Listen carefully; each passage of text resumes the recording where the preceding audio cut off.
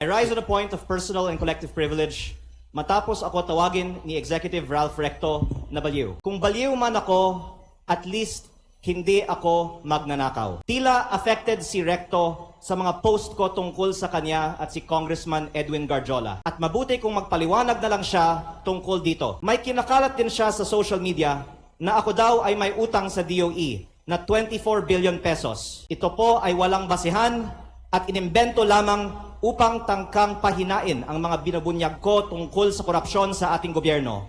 At mas marami pa ang aking sasabihin sa ibang pagkakataon. Nagsimula lang itong mga atake sa akin nang sinimulan kong imbestigahan ang DPWH sa Batangas at ang mga kumpanyang konektado kay Congressman Edwin Garjola at naging Executive Secretary si Ralph Recto. Marami rin ang nagsabi na ang pagbunyag ko nito ay hindi aking kapaki-pakinabang. Ngunit hindi ito para sa sarili ko. Ito ay bahagi ng aking tungkulin bilang mambabatas at kinatawan ng unang distrito ng Batangas. At hindi ako matitinag.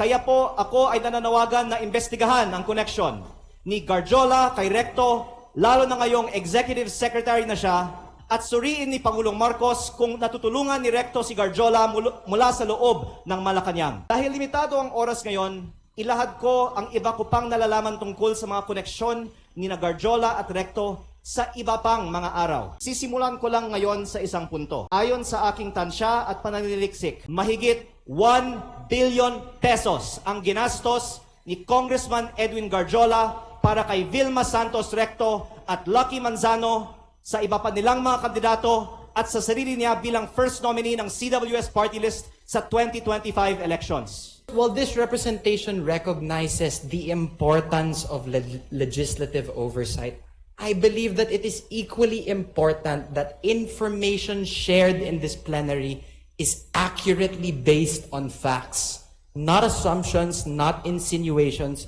and certainly not on incomplete information. Hindi po dapat ginagamit ang plenaryong ito upang lahad na mga haka-haka o paratang na walang sapat na basehan. On the alleged ties between Congressman Edwin Garjola and Executive Secretary Ralph Recto, their association is purely professional, as Congressman Garjola is also a member of the House of Representatives and a fellow Batangueño. There are no personal interests involved, but only a shared commitment to fulfill their duties to their constituents.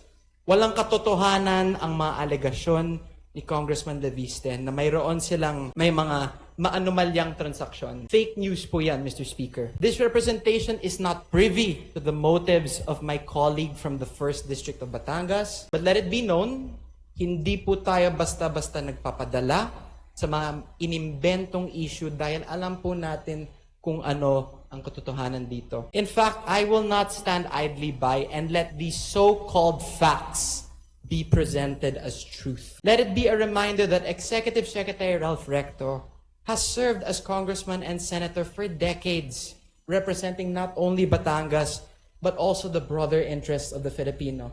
And same goes for Governor Vilma Santos Recto. Mr. Speaker, and to all my colleagues here and to the general public, let us just focus on the facts and let us uphold the process. And most of all, let us keep our focus on our constituents.